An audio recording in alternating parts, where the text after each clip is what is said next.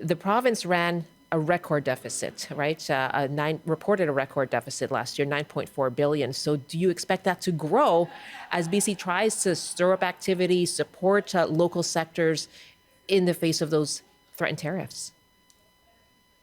Yeah, I mean that's a great question.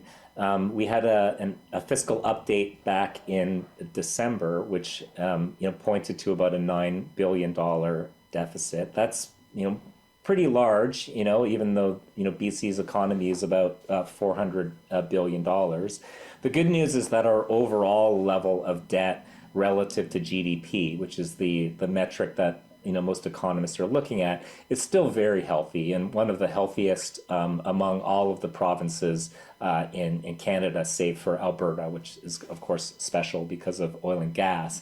So there is capacity for the BC government to run a larger deficit if necessary. I mean, if the impact of the Trump tariffs are very severe, we would expect both federal and provincial governments to lean into that to prop up demand through having larger deficits. I can already hear conservative opposition MLAs really voicing concerns about that.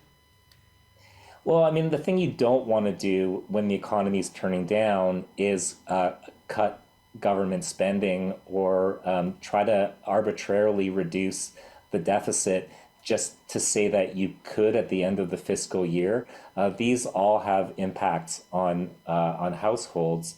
And when investment is down and consumption is down, good economics, says that, government needs to take up the slack. We shouldn't be thinking about government like we do as a household. When times are tough, households tighten their belts. In fact, it's the opposite for governments. That's when governments need to lean into that to support that.